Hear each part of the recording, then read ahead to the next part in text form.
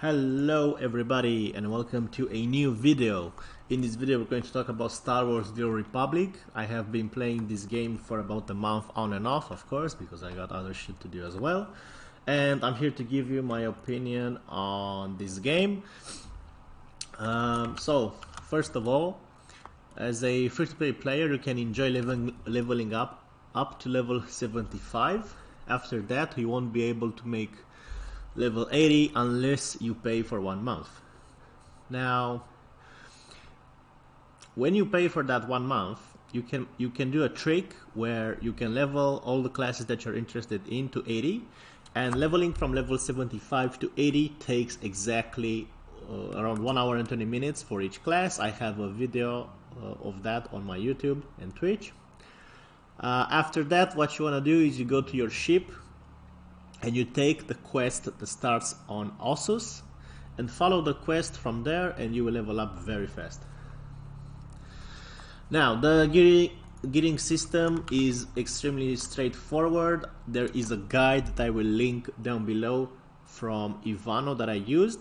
I think it's also available and good for PvE as well as PvP, just to get that free 2 item level stat. I'm more of a PvPer, so we're gonna talk based around that. So once you made up your gear, you can share it with other classes. Weapons are separate, but you can buy the mods for them, so I will show you. First of all, here when you start out, these are the NPCs on the fleet in the last room here, and you will be able to, as you can see, you have conquest gear upgrades, then flashpoint gear vendor. Flashpoint is kind of like dungeon, right? So here I am a free-to-play player right now, so I cannot do operations which is ready, but I can do flashpoints. And in flashpoints you want to mostly put the Red Reaper and Hammer Station. You get queue up very fast, like because of the fact that they don't use a healer tank system in the normal flashpoints, which means that you can get 4 DPSers and you can do the dungeon very easily, the flashpoint. And you literally wait less time than in any other MMO that I played. Other than that, what's next? If you are a PvPer, you don't need to sub, but raiding, which is the PvE side, will require a subscription, unfortunately. You have a shared bank across all characters, which is why you can share the gear that you have across all of the characters. The gearing system will be explained more in depth in the guide that I will put below, so please check that out. It's very easy to understand. This game has a gear that is called adaptive armor, and as you can see here, to modify it, you can control right click, and these are mods. This you buy separately from a vendor once you do a quest, and this, as you can see, is free 2 item level, which means that you can buy and make your gear full free 2 by just having the mods available to you. And also it applies to the weapon. The difference why I said the weapon is a bit different is because for rifles and pistols for other classes, you will need, instead of the hilt mod, you will need a barrel mod. And that's why I stacked a lot of them in my inventory, in my shared bank. Why? Because as a free-to-play player, if I no longer will have a bit harder time to access this stuff, I already, when I was a subscription player for 1 month, I already put a lot of mods and mostly all of the stuff that I have in my bank here.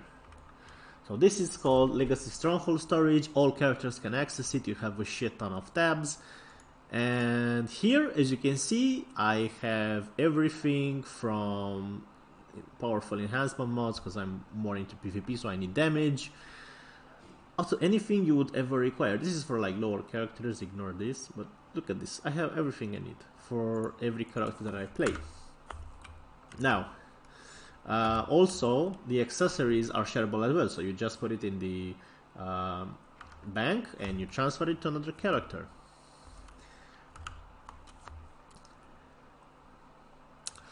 Now, I think that if you are never played Star Wars before, I do love the Star Wars universe, so I'm trying to be as objective as I can with this game. But this was the only game where I actually enjoyed leveling up, because the system was made by the people who made Mass Effect, meaning that when you do your quests and you talk to the NPCs, you actually get choices with your dialogue, and it feels way more immersive this way.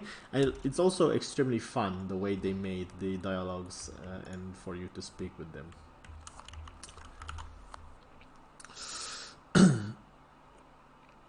Now, what can I say positive about the game? You will find a lot of actually active people, as you can see now on the general chat. There are also guilds that are doing end game operations and raiding if you're interested in that.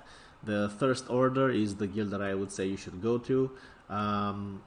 You will find it on general. If you ask people, you'll find someone at some point from the First Order. The Thirst, like literally that's how it's called. Like it's called the First Order. Okay, all right. Other than that, when you reach, as I said, level 75, unfortunately you'll have to pay at least 1 month just to you can reach level 80, and then you don't have to pay anymore if you're more into the PvP side. If you only like the PvP, I sometimes come to this game, do some PvP. There are weekly quests that you do, and they give you these accelerant war zones that you will use to upgrade your PvP gear up to 332 item level, which is very fast. And wins give you free counts up to 16. These are weeklies, and for some reason weeklies you can repeat them 2 times on each character. So if you finish your weekly on one character 2 times, you can actually go to another character and do it again. Oh, and the currency is account wide.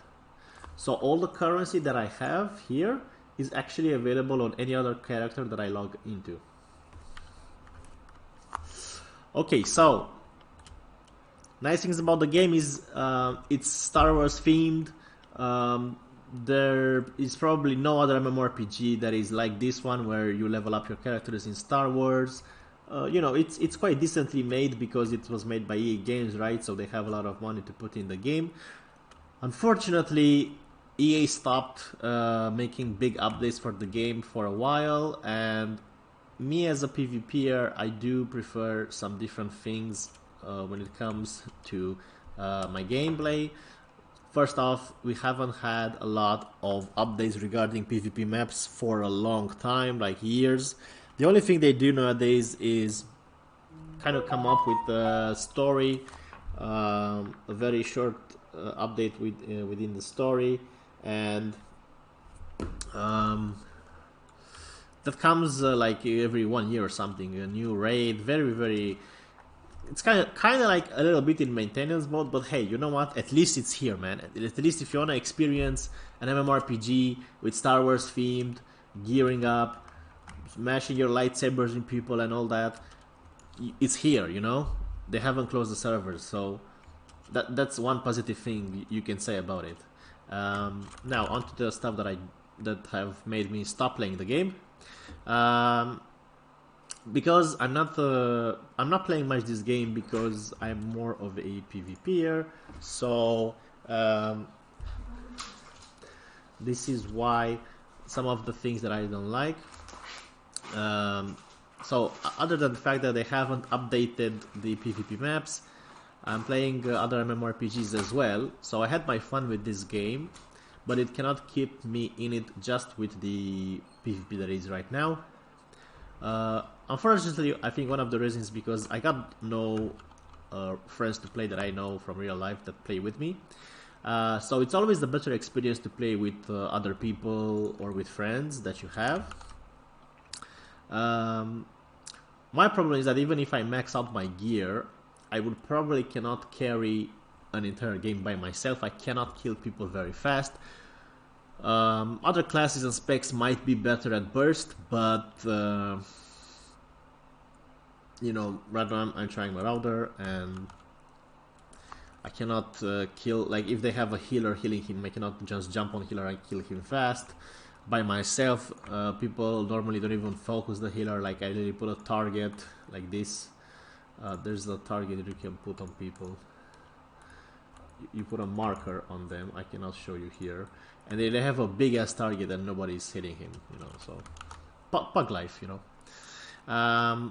Game, as I said, is in a bit of a maintenance mode. Stories is added from time to time. However, the thing is that I prefer more action combat oriented game.